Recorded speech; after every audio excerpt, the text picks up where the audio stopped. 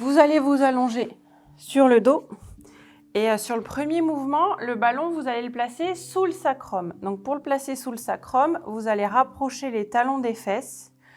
Vous faites un mouvement de shoulder bridge et le ballon, vous le placez sous le sacrum. Hop.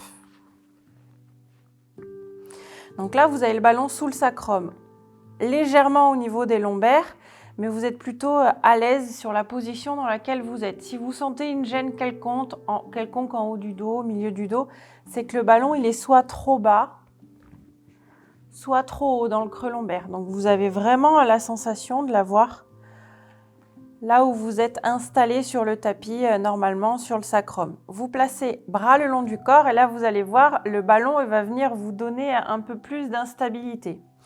Les premiers mouvements qu'on va faire, c'est juste des mouvements d'antéversion et de rétroversion du bassin pour essayer d'apporter du relâchement au niveau des vertèbres lombaires. Donc c'est un mouvement qui est plutôt agréable. Vous allez au rythme de votre respiration. À l'inspiration, vous pouvez cambrer légèrement le bas du dos. Moi, je vais jusque là. Vous pouvez aller plus loin ou moins loin. Vous êtes vraiment à l'écoute de vos vertèbres lombaires et à l'expiration, je rétroverse. Donc là, on plaque plus le bas du dos au sol puisqu'on a les fesses qui sont légèrement surélevées. Donc on a juste un mouvement de rétroversion du bassin, toujours en rapprochant le nombril de la colonne. Et si vous arrivez, vous serrez le périnée aussi. Inspirez et expirez.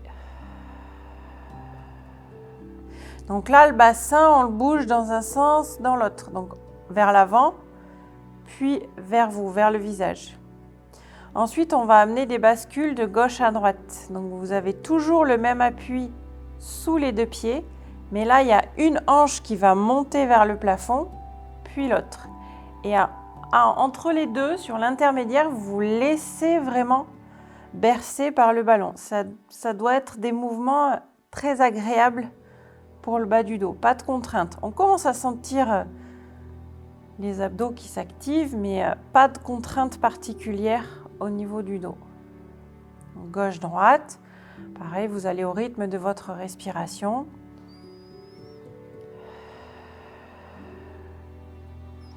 Puis on va faire des cercles. Donc vous choisissez un sens, il va falloir rouler dans un sens, rouler dans l'autre. Donc souvent le premier sens qu'on prend, c'est celui qu'on maîtrise le mieux. Quand il va falloir changer de sens, il va falloir réfléchir un peu. Toujours pareil, une respiration ample, relâchée. Donc là, je bouge que les hanches. Je ne suis pas en train de bouger les genoux, ni les pieds, ni le haut du corps. Puis vous changez de sens. Je vous laisse libre sur l'inspire et l'expire. Il faut vraiment sentir la rotation au niveau du bassin.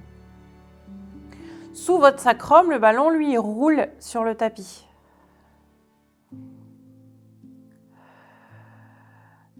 Puis vous allez venir vous placer entre ces deux positions. Donc là, vous avez les fesses relâchées, le bas du dos relâché, et là, vous allez engager le transverse et le centre. Donc nombril vers la colonne, et vous inspirez dans votre cage thoracique.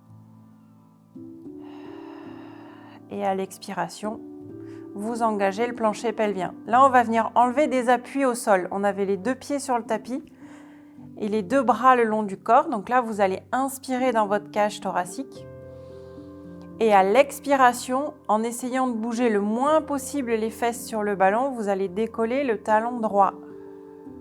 Donc avant de décoller mon talon, j'ai engagé mon transverse, mon périnée et je décolle ensuite. J'inspire, je repose et j'expire, je décolle l'autre talon. J'inspire, je pose et j'expire, je décolle. Donc là, ces exercices-là vont vraiment être sur le contrôle de votre mouvement et le contrôle du mouvement que vous allez donner soit avec les bras, soit avec les cuisses ou les jambes, en accord avec ce que va demander le ventre. Puis si ça va pour le talon, vous allez pouvoir amener une jambe à 90 degrés.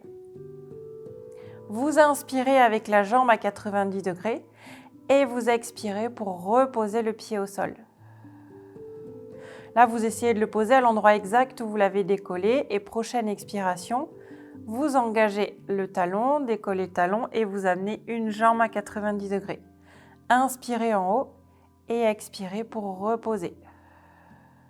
Inspirez en bas, expirez. Inspirez avec la jambe à 90 et expirez pour reposer. Encore une fois de l'autre côté, expirez pour décoller. Inspirez en haut et expirez pour reposer. Cette fois-ci, vous allez décoller la jambe droite et le bras gauche. Donc expirez, décollez jambe droite, amenez bras gauche au plafond. Inspirez pour tout reposer. Et expirez pour décoller l'autre diagonale. Inspirez pour poser la diagonale. Expirez pour décoller l'autre diagonale. Si c'est trop dur d'inspirer pour poser, vous pouvez prendre une pause en haut et reposer sur l'expire. Donc j'inspire en bas, j'expire, je décolle. J'inspire en haut et j'expire, je repose. Essayez de poser le pied et la main en même temps. J'expire pour décoller. Et j'expire. Il nous reste encore une fois. Et j'expire pour poser. Là, je conserve mes deux bras le long du corps et j'amène une jambe à 90 degrés. Je pars pour un single leg stretch. Cette fois-ci, je vais expirer pour allonger. Donc, j'inspire avec ma jambe à 90 degrés et j'expire pour allonger. J'expire pour allonger parce que je veux vraiment garder ma hanche dans l'axe. J'inspire, je reviens et j'expire pour allonger. J'inspire, je reviens. J'expire pour allonger. Quand j'allonge, je peux aller dans l'alignement de ma hanche, mais pas plus bas, sinon ça va me faire cambrer. Donc vu que j'ai les fesses un peu plus hautes, je respecte quand même les courbes naturelles du dos. J'expire pour allonger. J'inspire pour revenir. Et j'expire à nouveau pour allonger. Si ça va pour ma stabilité, je vais amener les deux bras au plafond. Et j'expire pour allonger. J'inspire, je reviens. Si c'est trop dur, vous reposez le bras ou la main du côté où vous avez la jambe à 90 degrés. Donc j'expire, j'allonge. J'inspire, je ramène. J'expire, j'allonge. J'expire pour allonger. Si j'ai du mal à tendre la jambe, je peux venir mettre le pied flex. Ça va venir m'aider à contracter mon quadriceps pour tendre un peu plus la jambe. Une dernière fois. Puis sur la prochaine, je ramène mon genou à la poitrine. J'écarte mes coudes. J'entrelace mes 10 doigts où je pose une main sur l'autre. Et sans perdre l'équilibre, j'allonge ma jambe gauche, ma jambe opposée. Ici, je vais avoir un bon stretch au niveau du psoas à gauche, puisque j'allonge la jambe gauche. Je reste en appui sur le ballon. J'ai les épaules qui vont m'aider à me stabiliser. Et mon pied gauche, ici, il est en flex et il est avec le talon au sol. Posez votre talon au sol pour plus de stabilité.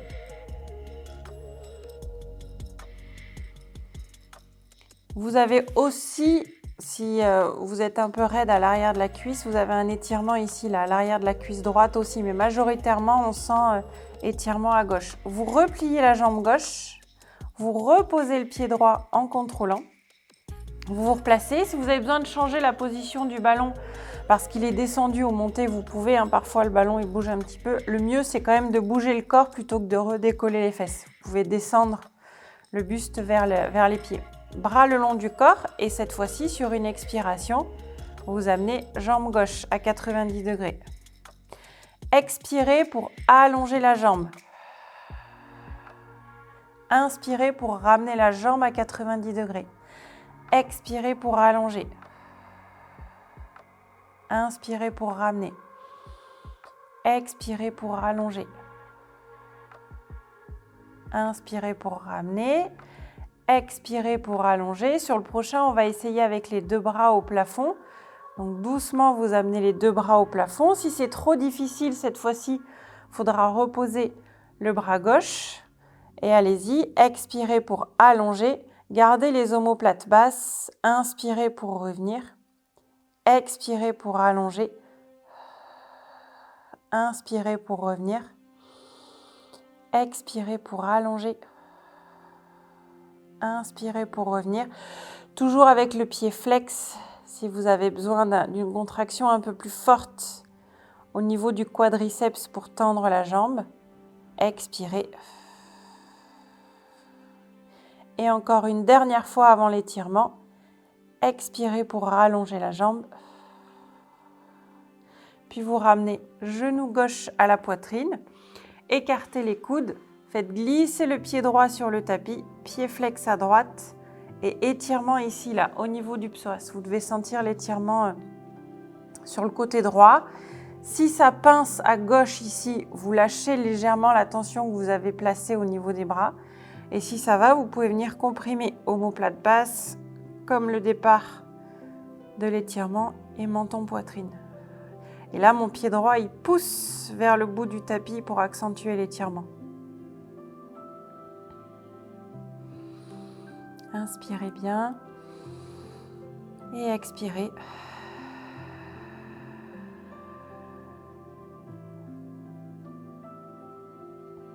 Prochaine expiration, vous ramènerez le genou droit à la poitrine et vous arrondissez vraiment le dos là. Placez les mains sur les tibias et arrondissez bien le dos. Quand vous voulez, vous pouvez reposer un pied puis l'autre sur le tapis. Vous allez décoller doucement les hanches, enlever le ballon et dérouler la colonne vertèbre après vertèbre. Ensuite, le ballon, vous allez le placer entre les 2 genoux. Bras le long du corps, donc vous récupérez votre position neutre au niveau du bassin. À l'inspiration, c'est dans la cage thoracique. Enclenchez le ballon, enclenchez plancher pelvien et expirez. Encore une fois, inspirez et expirez, toujours en pressant le ballon.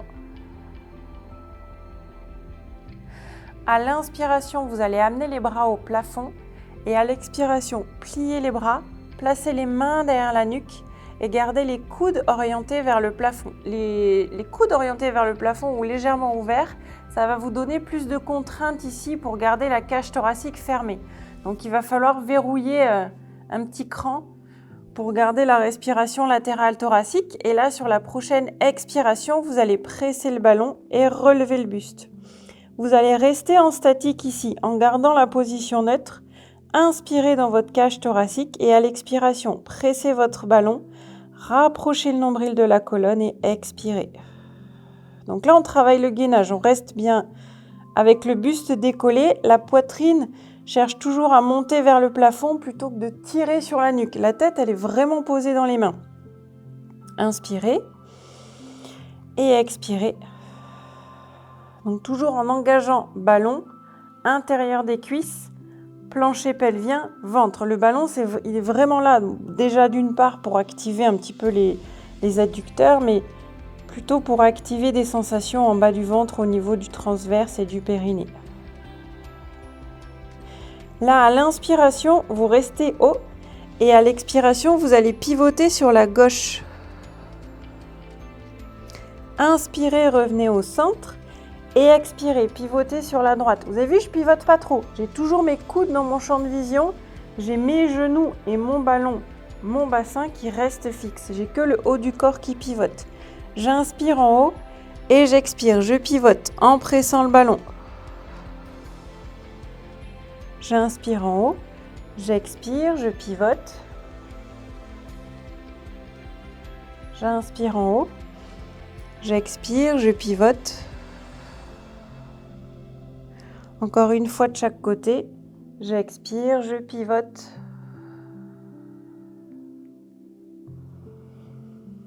Et sur la prochaine expiration, j'allonge ma nuque et je repose la colonne vertèbre après vertèbre. Je viens récupérer mon ballon que je place entre le ventre et les cuisses. J'arrondis le bas du dos. Je bascule de gauche à droite et quand je suis prêt, je peux venir prendre un élan pour venir m'asseoir. Là, vous allez vous placer en sirène. Il y a plusieurs façons de se placer en sirène. Soit vous ouvrez une jambe et l'autre jambe est dans cette position-là. Si vous avez des douleurs au genou, cette jambe-là, qui est ouverte, vous allez pouvoir la tendre. Si vous n'avez pas de douleur au genou, cette position est plutôt adaptée. Si vous avez l'habitude de faire la sirène comme ça, avec le pied sous le fessier, vous pouvez très bien vous mettre comme ça. Donc là, on a les deux pieds du même côté. On va placer le ballon du côté où on a les pieds. Et le bras opposé, il va venir au plafond ici. Plafond, mais plutôt orienté vers l'avant plutôt que vers l'arrière. Et ensuite, l'épaule relâchée. À l'inspiration, on va faire rouler le ballon sur le côté. On va venir étirer l'un des deux côtés. À l'expiration, vous allez presser sur le ballon, fixer l'omoplate du côté où vous pressez sur le ballon et vous remontez, revenez dans la position de départ en utilisant votre oblique. On va le faire plusieurs fois. À l'inspire, on vient étirer l'oblique, on vient étirer la taille. À l'expiration, on rapproche le nombril de la colonne, on serre son périnée et on essaye de ramener le buste avec la taille. C'est un peu le même principe que ce qu'on a fait tout à l'heure où on essaye de ramener la jambe sur un single leg stretch. On ramène la jambe avec le ventre. Là, c'est pareil, c'est votre taille qui va venir ramener le buste dans l'axe. Si ça va sur ce mouvement-là, vous pouvez vous rajouter une difficulté. Ça va être à l'inspiration, on roule. Donc là, on étire. On récupère le ballon dans les mains, on presse le ballon et on revient avec la force de la taille. Le ballon, vous le repassez devant. Il roule sur le côté. Pressez et revenez avec la force du ventre. Devant. Donc, il y a toujours ce bras-là qui reste au plafond. Devant, devant, devant, devant, devant. On va chercher l'étirement, puis on revient ici, on presse, on fixe les omoplates vers les fesses, on serre le périnée et on revient avec la force du ventre. Encore une fois, on roule. Et on revient. Vous pouvez relâcher, allonger les deux jambes vers l'avant, soit les pieds en rotation interne, soit en rotation externe, et vous amenez le buste vers l'avant. Utilisez votre ballon pour placer les poignets, les avant-bras. Puis petit à petit, vous allez pouvoir amener les pieds flex. Inspirez bien et expirez. Puis on va venir faire la sirène de l'autre côté lorsqu'on aura déroulé le dos, vertèbre après vertèbre. Donc on a les deux pieds qui vont partir de l'autre côté. Le ballon qui est du même côté que les pieds. Le bras du dessus qui va partir vers les pieds et à l'inspiration, tout d'abord, on vient chercher l'étirement. Ici, je vais venir presser sur le ballon pour ramener le buste en place. J'inspire et j'expire. Et puis petit à petit, je commence à connecter ma taille opposée pour que mes obliques puissent ramener mon buste dans la position de départ. J'inspire, donc là j'étire. La main plutôt vers l'avant plutôt que vers l'arrière, l'épaule relâchée et j'expire pour revenir. Si ça va pour les genoux, vous allez pouvoir engager l'étirement, récupérer le ballon, presser sur le ballon avec les deux mains et expirer pour revenir. Le ballon, vous le faites passer devant vous, la main qui est au plafond, elle est toujours au plafond. Je fais rouler, j'étire et j'expire. Devant. Je presse, je reviens et encore, j'inspire, j'étire, j'expire, je reviens et encore une fois, j'étire et j'expire pour revenir. Je relâche, je vais placer à nouveau les deux jambes écartées. J'amène le buste vers l'avant et je relâche la tête. Je mets mes pieds flex, puis je vais amener le ballon vers le pied droit sans décoller le fessier gauche. Je reviens au centre.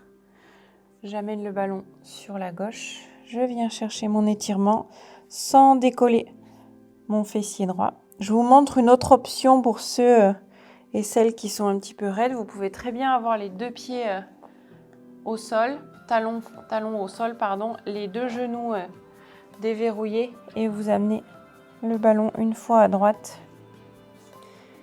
une fois devant, une fois à gauche. Voilà, vous changez. Si c'est trop difficile, il faut changer la position des jambes. Une fois à droite, on peut aller devant et on peut aller à gauche.